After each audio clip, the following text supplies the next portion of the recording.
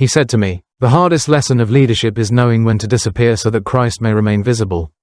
Those words never left my heart in this symbolic meditation. The figure of Leo XIV does not represent a real successor, but rather the kind of audio content produced by VB.VN. shepherd the church always needs in every age.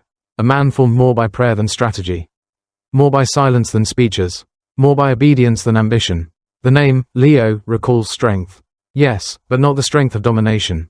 It recalls the courage to guard the truth, to protect the weak, and to remain faithful when the world demands compromise. Pope Francis has often spoken of a church that is wounded, a church that goes out to the margins, a church that smells like the sheep. Such a church cannot be sustained by rigid structures alone.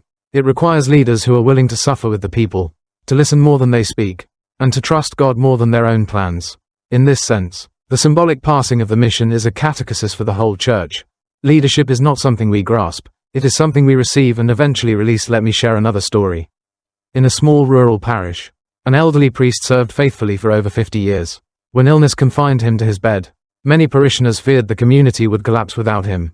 Before he died, he asked to see the young priest who would replace him. Taking his hand, he whispered, "Do not try to be me. Be faithful to Christ, and the people will follow."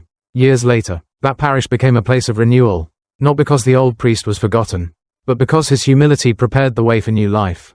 This is how the church survives, not by clinging to the past, but by trusting God with the future. The temptation of every age is to believe that everything depends on us. Leaders fear losing relevance. Communities fear change. Believers fear uncertainty. Yet the gospel constantly invites us to trust. Jesus tells his disciples not to worry about tomorrow.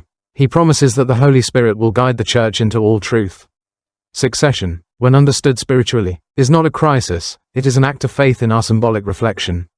Pope Francis does not step down in defeat, but stands as a witness to trust. He reminds us that the church is older than any of us and will endure long after we are gone. The true head of the church has never resigned. Jesus Christ reigns forever. Popes come and go. Christ remains. This reflection also speaks directly to every believer. Each of us carries a mission that must one day be handed on. Parents hand on faith to children. Teachers hand on wisdom to students. Priests hand on spiritual fatherhood to future generations.